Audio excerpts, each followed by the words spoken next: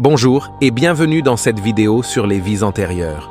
Aujourd'hui, nous allons voir comment nos vies antérieures peuvent avoir une influence sur notre vie actuelle.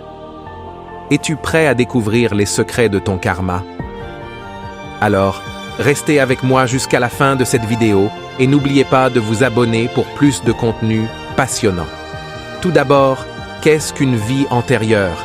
Il s'agit d'une existence que nous avons vécue avant notre naissance actuelle.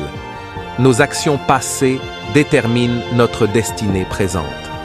Ainsi, si nous avons fait du bien dans nos vies antérieures, nous serons récompensés dans notre vie actuelle. Mais si nous avons fait du mal, nous devrons en subir les conséquences. Mais comment savoir si nous avons vécu des vies antérieures? Il existe plusieurs indices qui peuvent nous le révéler. Par exemple, si tu as toujours été attiré par la musique, cela pourrait être le résultat d'une vie antérieure en tant que musicien talentueux. Ou peut-être que ta peur des hauteurs est liée à une chute tragique dans une vie passée. Les souvenirs de nos vies antérieures peuvent se manifester sous forme de déjà-vu ou de rêves étranges. Il est fascinant de penser que nos actions passées peuvent continuer à nous influencer dans le présent. Alors, comment faire pour explorer les mystères de nos vies antérieures? Il existe plusieurs méthodes pour y accéder, comme la méditation, la régression hypnotique ou la lecture de l'aura. Ces techniques peuvent nous aider à comprendre les leçons que nous devons apprendre de nos vies antérieures et à libérer les blocages qui nous empêchent d'avancer. Alors, ouvre ton esprit et explore les mystères de tes vies antérieures. Qui sait ce que tu pourrais découvrir? Peut-être que tu as été un roi, une guerrière, un artiste ou un sage. Peut-être que tu as connu des amours, des joies, des peines ou des drames. Peut-être que tu as des âmes sœurs, des guides spirituels ou des ennemis karmiques. Quoi qu'il en soit, tes vies antérieures font partie de toi et de ton évolution. Alors, n'hésite pas à les explorer et à les intégrer dans ta vie actuelle. Si cette vous a plu, n'oublie pas de laisser un pouce bleu, de partager et de commenter. Et surtout, abonne-toi pour plus de révélations spirituelles. Si tu souhaites en savoir plus sur tes vies antérieures et comment harmoniser votre karma, merci de me contacter pour une lecture d'âme. À bientôt pour une nouvelle vidéo. Bonjour la team, bonjour mes semblables, comment allez-vous? J'espère que vous allez bien. Quant à moi, ça va super bien. Pour ceux qui ne me connaissent pas ou bien pour ceux qui me découvrent, je suis Georges Parfait-Monté. Je suis thérapeute et consultant holistique. Aujourd'hui, on va parler des vies antérieures comme vous venez d'écouter dans la vidéo. Qu'est-ce que c'est que les vies antérieures? Pourquoi est-ce que avons-nous tous vécu des vies antérieures? Dans la plus grande partie des cas, j'aimerais vous dire totalement oui. À moins que il y a certaines personnes qui sont quittées directement du monde minéral, végétal ou bien animal et qui se sont incarnées directement dans le monde humain, qui sont leurs premières incarnations dans le monde humain. Sinon, nous tous, nous avons vécu des vies antérieures. Et dans ces vies antérieures, nous avons été plusieurs choses à la fois. Et dans ces vies antérieures, nous avons généré des émotions, nous avons généré des pensées, nous avons généré toutes ces énergies-là qui ont créé du karma. Ce qui fait que on revient surtout dans cette vie-là pour non seulement essayer d'harmoniser, pour essayer d'équilibrer ou bien pour essayer de terminer tout ce que nous n'avons pas pu faire dans ces vies antérieures. Parce qu'il faut savoir que l'âme est éternelle, l'âme ne meurt pas, c'est le corps qui meurt. L'âme change juste de corps d'incarnation en incarnation et le but de l'âme c'est de faire l'expérience. Donc une âme peut décider, voilà, à un moment donné d'avoir un programme d'incarnation quand elle est dans la source, quand elle est dans le monde spirituel, bien dans le monde absolu. Et dans son programme d'incarnation, elle peut décider que, ok, moi je vais faire 150 incarnations. C'est un exemple, il n'y a pas un nombre prédéfini. Et pendant ces 150 incarnations, je serai tout. Je serai un roi, je vais expérimenter ce que c'est qu'un roi, je vais expérimenter ce que c'est qu'un pauvre, je vais expérimenter ce que c'est qu'un riche, je vais expérimenter ce que c'est qu'un meurtrier, je vais expérimenter ce que c'est qu'un psychopathe, je vais expérimenter ce que c'est qu'un président, je vais expérimenter ce que c'est qu'un blanc, je vais expérimenter ce que c'est qu'un noir, une personne de race noire, je vais expérimenter ce que c'est qu'une personne de race jaune, je vais expérimenter quelqu'un qui meurt sur les bombes en guerre, je vais expérimenter quelqu'un qui tue des gens. Donc, il faut savoir que l'âme ne fait pas la distinction entre le bien et le mal. L'âme est Elle est tout simplement, et le fait d'être lui permet de faire ces expériences-là parce que son but, c'est d'expérimenter et de définir ou bien de ressentir des états d'être émotionnel et de sentiments à travers ces expériences-là. Donc, c'est la raison pour laquelle, quand une âme aussi a, par exemple, décidé, peut aussi décider dans son plan d'incarnation d'effectuer une tâche, d'effectuer une mission, ou bien d'effectuer voilà, une mission, ou disons comme ça, pas mission dans le sens que voilà, il va sauver des gens. Une mission, ça peut être une mission genre être le meilleur footballeur de son époque, être le meilleur musicien de son époque, ou bien être un grand thérapeute, ou bien être un enseignant spirituel. Ça dépend du type de mission, ou bien d'énergie, ou bien de chemin de vie que cette âme-là a décidé d'expérimenter. Et quand cette âme-là, dans cette vie-là, n'arrive pas à exprimer son talent, tout simplement parce que quand il va arriver dans le plan d'incarnation dans la matière, il y aura des peurs, des blocages qui vont faire en sorte qu'il ne puisse pas exprimer son talent.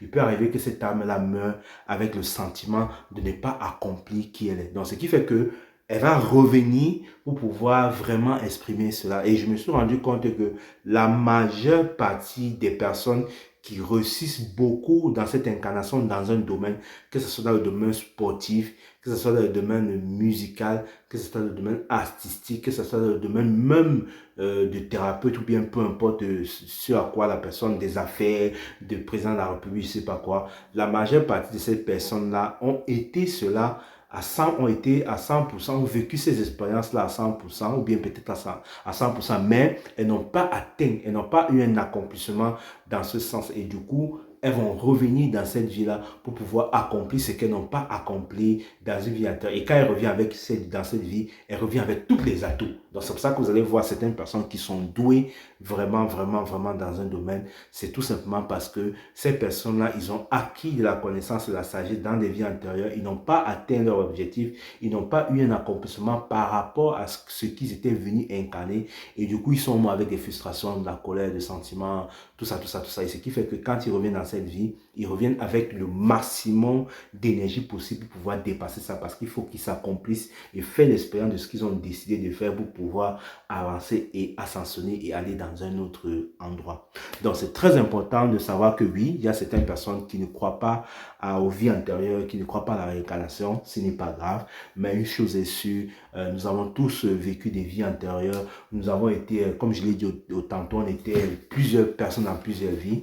Si j'ai aussi constaté une chose, à travers mes multiples consultations parce que j'ai vraiment accompagné beaucoup de personnes et le fait d'accompagner beaucoup de personnes vous permet de voir comment c'est structuré.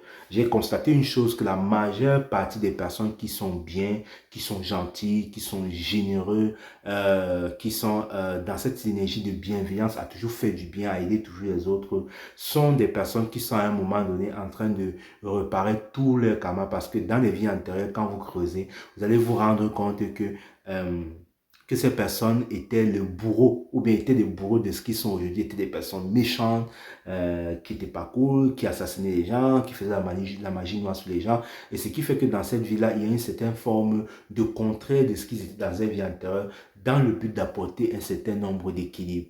Et j'ai aussi constaté que ce qui fait en sorte que j'ai décidé de sortir dans cette énergie du kémitisme parce que à un moment donné, je voulais m'orienter dans ça parce que j'ai compris comment ça fonctionne. Tout ça, c'est des questions d'équilibre. Si une personne avait été dans une vie antérieure, blanc, voilà, qu'il maltraitait les noirs, et qu'il était très, très, très, très bon. Pardon, restons dans le contexte des kémitistes, du kémite. Voilà, il était dans une vie antérieure, il était blanc, il maltraitait les noirs. Ce qui fait qu'il y a un déséquilibre de sa balance énergétique. À un moment donné, pour qu'il y ait équilibre de sa balance énergétique, il faut qu'il incarne l'autre côté. Donc, c'est-à-dire qu'il passe maintenant du côté des noirs, il devient un noir radical, ce qui fait que ça équilibre un peu sa balance. Donc, ça, c'est un jeu d'équilibre et tout est parfait. Donc, il faut savoir que tout est parfait, chacun a sa place et chacun joue le rôle. Que ce soit le kémite, il joue son rôle, l'occidental, il joue son rôle, tout simplement parce que ça fait partie des buts du jeu qui vont non seulement permettre l'harmonie, l'équilibre, l'harmonisation et l'équilibre et le retour à l'unité. Parce que le but de la vie, c'est de retourner à l'unité. Et quand on retourne à l'unité, c'est retourner à la source par l'ascension. Et pour retourner à l'ascension, il faut parfois se délecter de toutes ces énergies négatives, de tout ce karma que nous avons créé, de toutes ces mémoires transgénérationnelles, de tout ce que nous avons vécu dans nos incarnations qui nous ont causé du tort. Il va falloir équilibrer cela dans le but d'ascensionner et de remonter dans la lumière. C'est pour ça que quand nous réincarnons, si nous avons été, par exemple, dans une vie antérieure, nous avons été un sorcier et que nous avons étudié notre sorcellerie négative. Je dis bien sorcellerie négative parce que la sorcellerie peut être positive et négative. Nous sommes tous des sorciers par ricochet. Un sorcier, c'est celui qui lance le sort. Même quand vous pensez à quelque chose, vous êtes en train de lancer un sort, c'est un acte de sorcellerie. Donc, ceux qui ont fait de la sorcellerie négative, qui ont tué des gens, qui ont maté des gens, qui ont manipulé les esprits, dans cette vie, ils vont vivre des choses très difficiles, très hâte même. C'est dans le but d'harmoniser et d'équilibrer les karmas. Et ce qui fait en sorte que quand ils vivent des choses difficiles, ils ne comprennent pas pourquoi ils sont gentils, ils font toujours du bien aux gens, mais ils se font toujours attaquer, ou bien ils vivent des situations difficiles. C'est tout simplement une question d'équilibre. Et tant qu'ils ne vont pas comprendre cela, c'est-à-dire adopter une certaine forme d'attitude face à la situation qu'ils vivent, c'est-à-dire la responsabilité, j'insiste toujours sur la responsabilité parce que la responsabilité et l'acceptation, la prise de conscience sont des clés qui vous permettent déjà d'avoir une clarté et une guérison à 40%.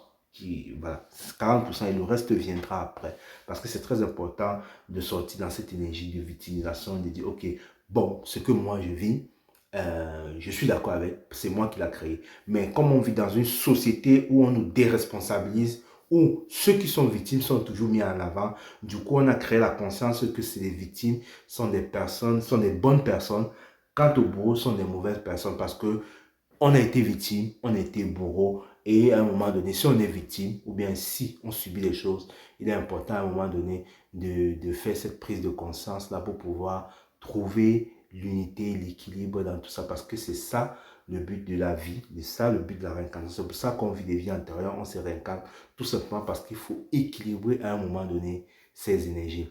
Donc, si vous vivez des choses récurrentes, parfois quand vous ne comprenez pas des situations quand vous vivez des choses dans vos vies antérieures, quand vous revenez, si vous ne comprenez pas le message caché derrière, vous allez vivre toujours des situations récurrentes, des événements récurrents, jusqu'à ce que vous essayez de transmettre, harmoniser, équilibrer ce karma. Je dis pour ça pourquoi? Parce que moi, je suis expert dans la transmutation, la compréhension et l'équilibre du karma. C'est quelque chose que je comprends à merveille parce que j'ai fait beaucoup d'études dessus, parce que c'est quelque chose à un moment donné, je voulais comprendre comment ça fonctionne.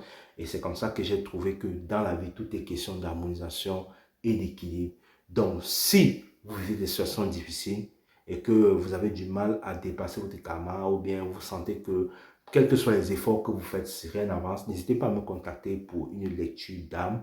Et à travers cette lecture d'âme, je vais voir l'énergie karmique que vous avez déploré dans cette vie. Quels sont les défis que vous avez décidé de dépasser dans cette vie? Parce qu'il ne faut pas oublier que nous sommes aussi des êtres de défis.